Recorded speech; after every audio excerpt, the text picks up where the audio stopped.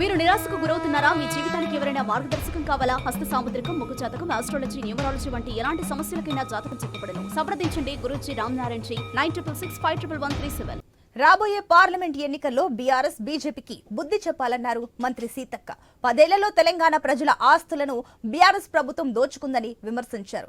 ఎన్నికలు దగ్గర పడుతుండటంతో మోదీ ప్రతిపక్ష నాయకులపైకి ఈడీని ప్రయోగిస్తూ భయభ్రాంతులకు గురి చేస్తున్నారని ఆరోపించారు. రాష్ట్రంలో కాంగ్రెస్ పార్టీ అధికారంలోకి వచ్చిన 100 రోజుల్లోనే 6 గ్యారెంటీల అమలుకు కృషి చేస్తున్నామన్నారు సీతక్క. కేంద్రంలో కాంగ్రెస్ పార్టీ అధికారంలోకి రాబోతుందని, మహబూబాబాద్ ఎంపీగా బలరాం నాయక్ ని గెలిపిస్తే జిల్లాను మరింత అభివృద్ధి చేసుకోవచ్చని మంత్రి చెప్పారు. ఉన్నప్పుడే అటవీ ప్రాంతాల నుంచి సెంట్రల్ నుంచి వచ్చినటువంటి ఫండ్స్ కాబట్టి దయచేసి రకరకాల కుట్రలు కుతంత్రాలు రకరకాలుగా చెప్తున్నారు. బలరాం నాయక్ అంటే నేనైతే ఒకటే అంట, భోలా శంకరుడు.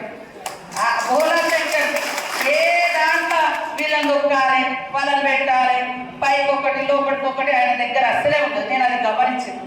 కాబట్టి మొదటి నుంచి కూడా అరే మన ప్రాంత బిడ్డ, మన ఊరు బిడ్డ, మరి 10 సంవత్సరాల నుంచి అధికారం లేకుండా ఆయన ఎప్పుడు కూడా మంత్రిగా ఉన్నప్పటికీ కూడా ఎంత అందరితో అన్న తమ్ముడు